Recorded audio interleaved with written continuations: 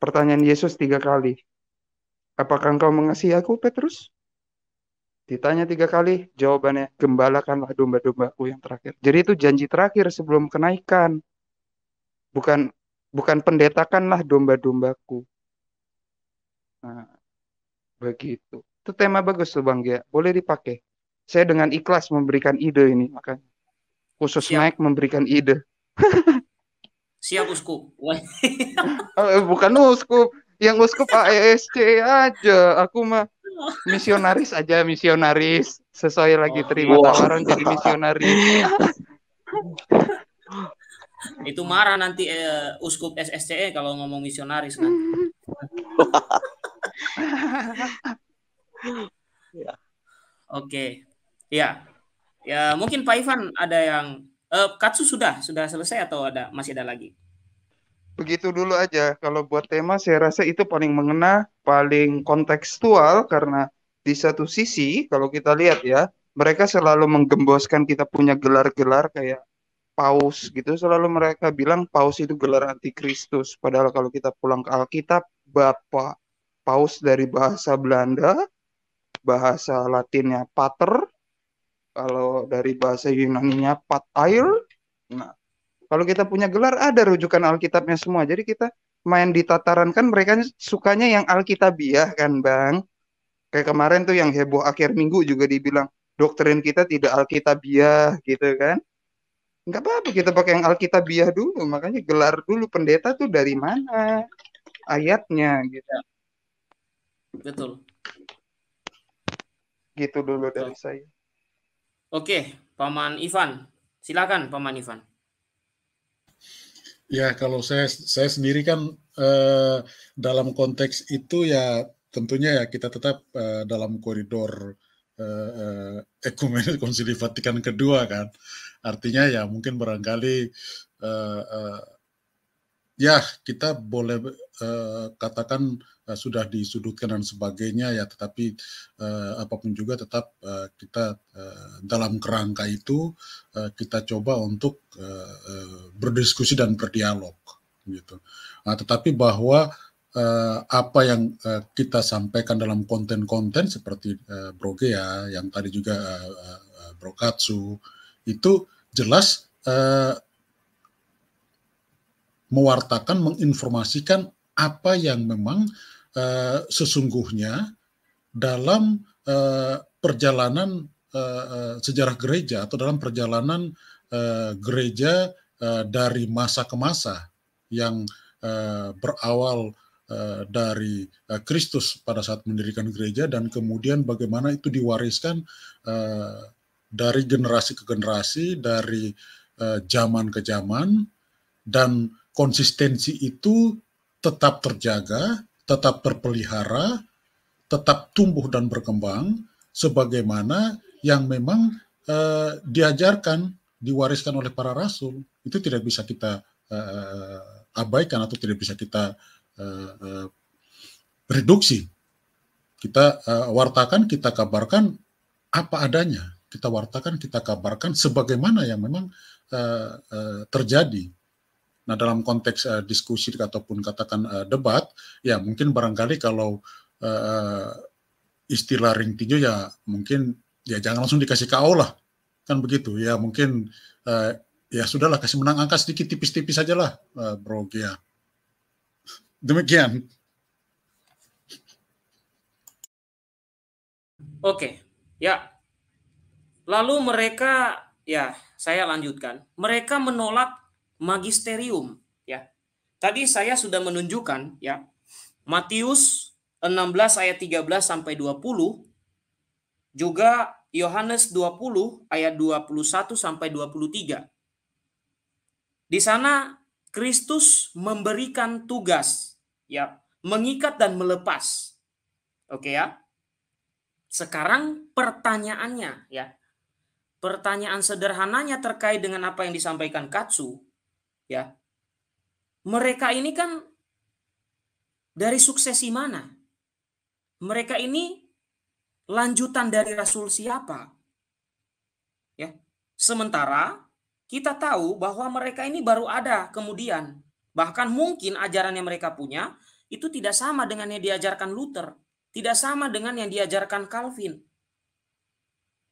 Nah, ini kan yang saya katakan, mereka ini berasal dari mana? Ya bisa jadi berasal dari yang dibuat oleh orang-orang mereka sendiri. Ya. Jadi kalau ditelusuri tadi secara historis, kita bisa menemukan, oh, pendirinya atas nama pendeta ini. Kita telusuri lagi, oh, terjadi dulu adalah karena bertentangan teologinya dengan si A. Yang satu si A kita telusuri, oh, dulu terjadi karena dia pecah dari si B. Nah, inilah yang saya maksudkan. Mereka menolak magisterium gereja, yaitu wewenang mengajar yang diberikan oleh Kristus kepada para rasul. Ya. Sementara para rasul sendiri diberikan mandat oleh Kristus itu. Dan mandat itu tidak kemudian hilang ketika mereka mati atau wafat. Lalu pertanyaannya begini, mereka menolak kuasa mengajar gereja, terus maunya mereka bebas gitu, siapapun boleh menafsirkan.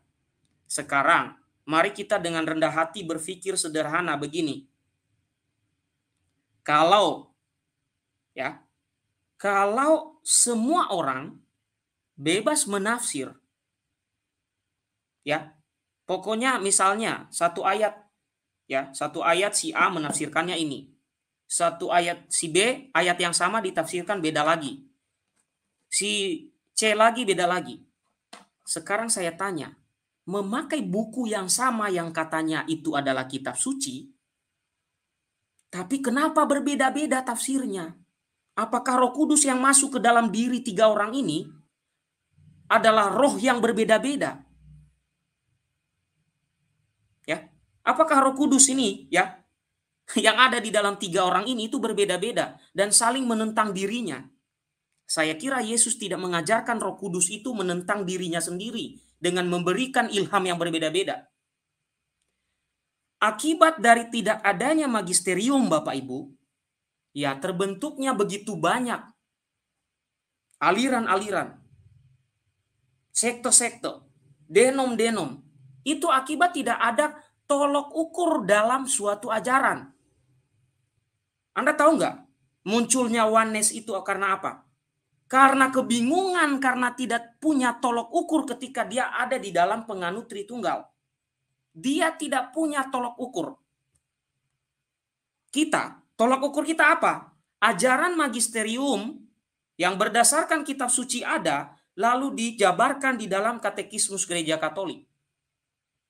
Kalau kita baca itu, oh begitu penjelasannya. Mereka nggak bisa, Bapak Ibu. Gue bingung hari ini, gue nggak tahu gue harus bersandar kepada siapa harus percaya. Maka gue akan pilih, ya gue buat aja paham gue yang menurut gue masuk akal. Itu yang terjadi kemudian dengan saksi Yehova. Ya, Tetzel, Russell ya, Russell. Ketika mereka dikatakan mereka kuliah Alkitab, ya, kuliah Alkitab, oke? Lalu mereka menemukan ini Allah Tritunggal ini kok kita tidak bisa menjelaskan, ini membingungkan. Bagaimana ini? Ya. Lalu akhirnya muncul, ya udah kita ikuti ajaran Arius. Yesus itu lebih rendah dari Bapa atau sepantaran dengan malaikat Mikael. Itu yang terjadi, Bapak Ibu. Karena apa? Tidak ada magisterium. Setiap orang kalau dia pusing, ya udah dia buat ajaran menurut pahamnya sendiri aja. Tidak ada tolok ukurnya. Tidak ada patokannya. Ya. Karena patokan mereka bisa berubah-ubah. Ketika orang ini tidak mengerti, tidak paham, atau tidak sesuai dengan paham yang satu, dia dirikan paham yang lain. Ini adalah, saya harus ngomong jujur, ini akibat tidak adanya magisterium. Kuasa wewenang yang diwariskan Kristus sudah dibuang. Sudah dibuang. Sehingga terjadilah seperti itu. Ya. Nah, sekarang mereka menolak juga magisterium gereja. Ada istilah mereka katanya ditahbiskan. Ya, ditahbiskan. Pertanyaannya, itu istilah dari mana? Itu istilah dari mana tahbisan itu? Itu kan sudah terputus suksesi apostolik mereka ketika mereka diekskomunikasi pada tahun 1521. Menahbiskan. Tahbisannya tidak sah. Karena apa? Suksesinya sudah putus. Oke. Silakan SSCE. Mungkin ada yang disambung. Silakan. Kalau saya ngomong panjang ini. Silakan, saudara SSCE. Brother. Ya. Silakan. Ya, siap. Oke. Ya. Jadi saya mau tegaskan sekali lagi, ketika satu sosok manusia atau individu masih mau meyakini atau mengimani bahwa dia adalah pengikut Kristus, tetapi dia membuang yang namanya gereja yang Kristus dirikan, hanya orang gila yang meyakini bahwa dia adalah orang Kristen. Karena apa? Sehingga wajarlah sebelum Konsili Vatikan kedua ya, saya belum mau masuk terlalu dalam soal ajaran, saya hanya dulu mau mengangkat soal hal-hal yang bersifat aksidental saja dulu, sehingga dulu sebelum Konsili Vatikan kedua, para paus kita dan para teolog-teolog gereja itu wajarlah menganggap bahwa kita pakai tanda kutip ya, yang disebut sebagai kekristenan aliran baru itu sesungguhnya bukan Kristen. Saking dipegangnya kebenaran bahwa Kristus hanya mendirikan satu gereja. Jadi lucu ketika oknum-oknum yang dulu merupakan bagian dari gereja Katolik lalu membuat ajaran sendiri dengan pemahaman sayalah yang paling dekat dengan Alkitab, sayalah yang Alkitabiah, dan otomatis mereka menjadi gereja Alkitabiah. Itu sungguh miris untuk diaminkan dan diiyakan. Karena Kristus tidak mendirikan gereja di atas tafsiran, di atas klaim, dan di atas ajaran yang sungguh-sungguh dihasilkan oleh satu oknum semata. Dan itulah yang lebih tepat disebut sebagai ajaran manusia. Para uskup dan para penerus para rasul memang pada dasarnya manusia. Tetapi otoritas yang dianugerahkan kepada mereka melalui suksesi itu adalah otoritas ilahi. Jadi yang mereka ajarkan sesuai dengan tuntunan ilahi, tuntunan ilahi. Maka kita mengamini gereja itu bersifat indefaktibilitas. Gereja tak pernah sesat. Dan itu diaminkan sendiri oleh penulis Injil Matius di dalam Matius 16 ayat ke-19.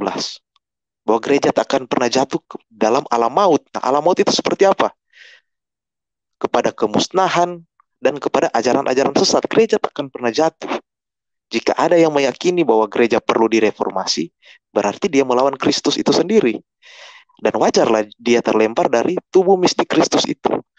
Jadi seberapa banyak pun klaim mereka, sekali lagi ya, seberapa koar-koarnya mereka mengutip ayat Alkitab, sama sekali tak akan pernah bisa menjadikan mereka sebagai kekristenan yang Alkitabiah. Mereka bisa kita sebut Kristen pun itu karena kesepakatan dari magisterium itu sendiri. Tetapi ini tidak mencakup seluruh 26.000 denom yang terpisah itu. Hanya mereka yang masih mempertahankan ajaran kekatolikan seperti baptisan dan dogma tentang Kristus dan Allah Tritunggal itu sendiri. Itu ajaran-ajaran Katolik. Karena apa?